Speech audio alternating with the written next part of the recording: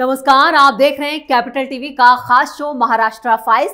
आपके साथ मैं हूं परवीन शेख। हम लेकर हाजिर हुए हैं महाराष्ट्र की 5 बड़ी खबरें जिनका आपसे है सरोकार। आपको बताएंगे महाराष्ट्र में क्यों सड़कों पर उतरे लोग, कैसे कांग्रेस नेता ने बढ़ाई राहुल गांधी की मुश्किलें, क्या है महिलाओं की सुरक्षा पर शिंदे सरकार का फैसला, विपक्ष के हंगामे पर सीएम शिंदे ने क्या दिया जवाब और एमवीए की बैठक में सीट शेयरिंग पर क्यों फंसा है पेच। इसके अलावा जानेंगे कौन किसे दे रहा है चुनौती, कौन किसकी बढ़ा रहा है टेंशन। साथ ही आपको इन सभी खबरों से कराएंगे रूबरू। लेकिन तमाम बड़ी खबरों में आगे बढ़ने से पहले एक नजर डालते हैं महाराष्ट्र की टॉप हेडलाइंस पर।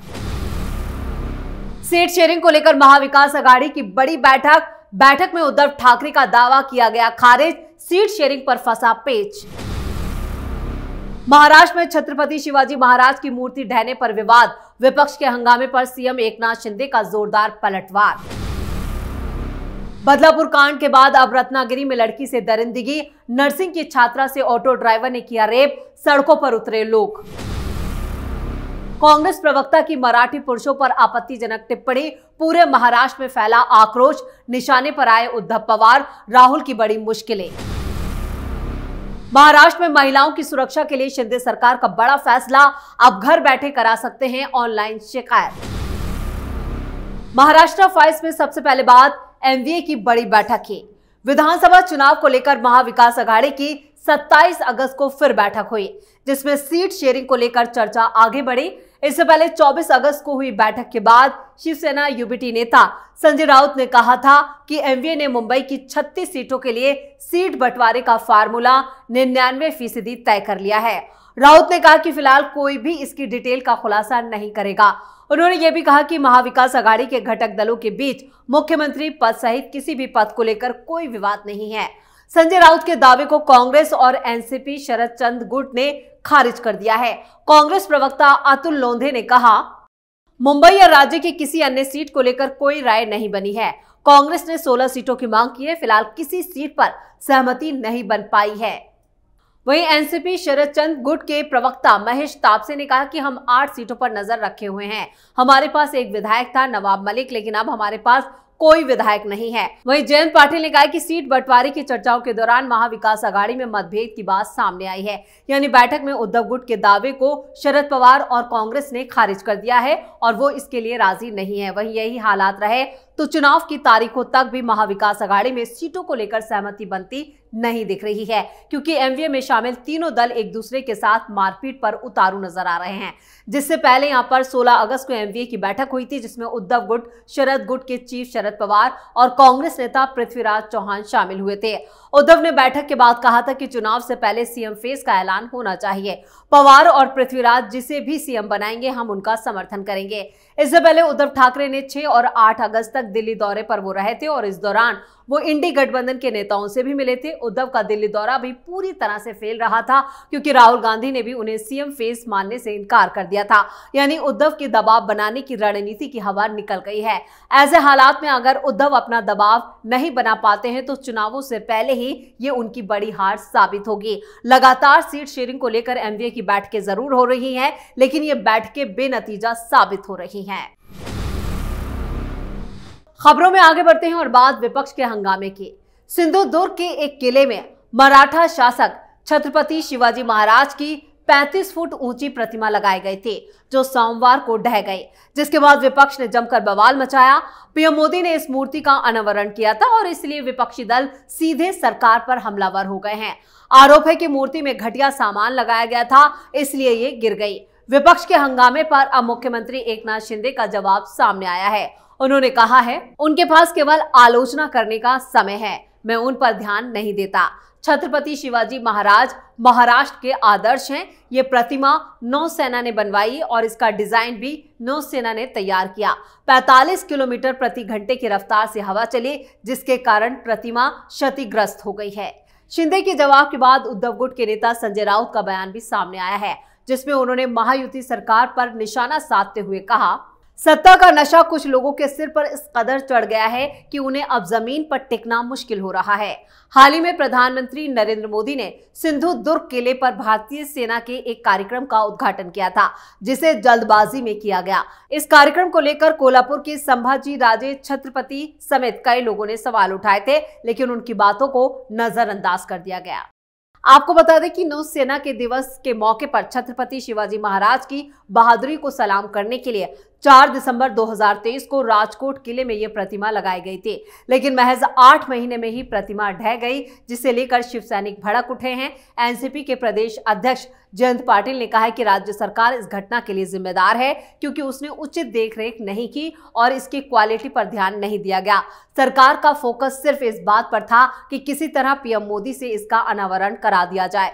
शिवसेना उद्धव ठाकरे गुट ने कहा है कि राज्य सरकार इसकी जिम्मेदारी से बच नहीं सकती। जिन लोगों ने गलती की उन्हें जिम्मेदार ठहराया जाए। हमारे पूज्य देवता का ये अपमान हम नहीं सहेंगे। यानी इसको लेकर विपक्ष जो है वो पूरी तरह से यहाँ पर सरकार के खिलाफ आ गया है और लगातार हंगामा काटा है, जबकि शिंदे सरकार ने कहा है कि इसमें सरकार की कोई भूमिका नहीं है। खबरों में आगे बढ़ते हैं। महाराष्ट्र में महिलाओं की सुरक्षा को लेकर विपक्ष जमकर हंगामा काट रहा है। दरअसल बदलापुर कांड के बाद महाराष्ट्र के रत्नागिरी में नर्सिंग की एक छात्रा के साथ हैवानियत को अंजाम दिया गया है। 19 साल की छात्रा को एक ऑटो ड्राइवर ने निशाना बनाया। लड़की रत्नागिरी के एक निजी अस्पताल में नर्स की पढ़ाई कर रही है और इस घटना के सामने आने के बाद अस्पताल की नर्सें आक्रामक हो गई और उन्होंने हड़ताल का ऐलान किया है। इन सभी मामलों में पुलिस की तरफ से जांच जारी है। आपको बता दें कि पीड़ित ने घर जाने के लिए ऑटो लिया था और ऑटो वाले ने पानी पिलाने के बहाने उसे पानी में कुछ मिलाकर दे दिया, जिससे लड़की बेहोश हो गई। इसके बाद ऑटो ड्राइवर ने पीड़िता को एक सुनसान जगह पर ले जाकर उसके साथ रेप किया। पुलिस जांच के लिए सीसीटीवी फुटेज भी खंगाल रही है और इस बीच एक सीसीटीवी फुटेज भी मिला है, जिसमें ऑटो की तस्वीर नजर आ रही है, जिसमें लड़की घर जा रही थी। इस घटना से लोगों में काफी नाराजगी है और लोगों ने सड़कों पर उतरकर अपना विरोध जताया है और सरकार के खिलाफ जमकर नारेबाजी की। इधर यहाँ पर पुलिस जो है इस मामले को लेकर अपनी जांच या कहें कि एक्शन में आ गई है और सीसीटीवी फुटेज की मदद से आरोपी तक पहुंचने की कोशिश कर रही है। और खबरों में अब बात राहुल गांधी की बढ़ती मुश्किलों की। अगर मराठी मानुष बदलापुर में रेप करेगा तो क्या आप उसे भी बचाएंगे? कांग्रेस प्रवक्ता आलोक शर्मा का यह बयान मराठी पुरुषों को बलात्कार से जोड़ने वाली विवादास्पद टिप्पणी ने अब पूरे महाराष्ट्र में आक्रोश पैदा कर दिया है।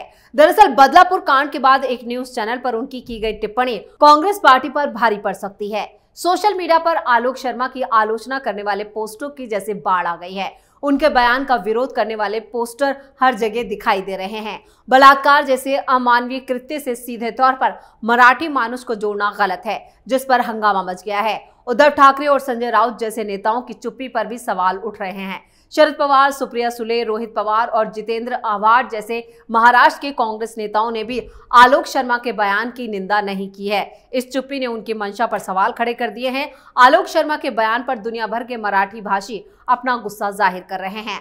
महिलाओं के खिलाफ हिंसा निंदनीय है और इसे किसी भी भाषा, धर्म या जाति से नहीं जोड़ना चाहिए। महाराष्ट्र में महिला सशक्तिकरण की परंपरा रही है और मराठी महिलाओं ने विभिन्न क्षेत्रों में महत्वपूर्ण योगदान दिया है। आलोक शर्मा के बयान से कांग्रेस और राहुल गांधी की मुश्किलें बढ़ती नजर आ रही है, वो भी तब जब राज्य में कभी भी चुनावों की तारीखों का ऐलान हो सकता है। सभी दल यहां पर चुनावों की तैयारी में जुटे हैं और ऐसे में बलात्कार की घटनाओं पर आलोक शर्मा को जो बयान आया है उससे राज्य में कांग्रेस पार्टी की मुश्किलें बढ़ गई हैं। खबरों के आखिर में बात शिंदे सरकार के बड़े फैसले की। महाराष्ट्र में महिलाओं की सुरक्षा को लेकर शिंदे सरकार का बड़ा फैसला सामने आया है। दरअसल अब राज्य की महिलाएं अपने साथ होने वाले अत्याचार की घटनाओं की शिकायत ऑनलाइन कर सकती हैं। यह फैसला उस वक्त आया जब पीएम मोदी ने जलगांव में लाडली बहन योजना के तहत आयोजित एक कार्यक्रम में महिलाओं के खिलाफ हो रहे अपराधों पर अपनी चिंता जाहिर की थी। प्रधानमंत्री ने महिलाओं के खिलाफ अपराधों को गंभीर और अक्षम्य करार दिया और कहा कि देश में महिलाओं की सुरक्षा को सर्वोच्च प्राथमिकता दी जानी चाहिए। उन्होंने ये भी बताया कि भारतीय न्याय संहिता यानी BNS में महिलाओं और बच्चों के खिलाफ अपराधों के लिए एक पूरा अध्याय शामिल है। अगर कोई महिला पुलिस थाने तक नहीं पहुंच सकती है तो वो ई प्राथमिकी दर्ज करा सकती है, यानी यहाँ यहां पर ऑनलाइन शिकायत दर्ज करा सकती है, जिसे बाद में पुलिस स्तर पर नहीं बदला जा सकता। मीडिया से बात करते हुए डिप्टी सीएम अजीत पवार ने कहा, प्रधानमंत्री मोदी ने महिलाओं के साथ होने वाले अपराधों के लिए ऑनलाइन शिकायत दर्ज करने के निर्देश दिए हैं और हमने इसे तुरंत लागू करने का फैसला किया है। ऐसे मामलों की संख्या बढ़ रही है और हमने इन अपराधों को रोकने के लिए एक अलग दृष्टिकोण अपनाने का निर्णय लिया है। कैबिनेट बैठक में इस मुद्दे पर गंभीरता से चर्चा की गई। उप मुख्यमंत्री पवार ने कहा कि ऐसे अपराधों के दोषियों के खिलाफ कठोरतम कार्रवाई की जानी चाहिए। उन्होंने मांग की है कि इन मामलों में अपराधियों को मृत्यु दंड दिया जाए और उनके मुकदमे फास्ट ट्रैक अदालतों में चलाए जाएं। वैसे कुछ दिनों में महाराष्ट्र में महिलाओं के साथ हो रहे अत्याचार की घटनाओं में इजाफा हुआ है, जिससे विपक्ष भी महायुति सरकार पर हमलावर है। ऐसे में शिंदे सरकार का ये फैसला वाकई काबिले तारीफ है। तो महाराष्ट्र फाइल्स में फिलहाल के लिए इतना ही। आपको हमारे इस वीडियो की खबरें कैसी लगी, कमेंट करके अपनी राय जरूर दें। वीडियो को लाइक करें, शेयर करें और कैपिटल टीवी को सब्सक्राइब जरूर करें। नमस्कार।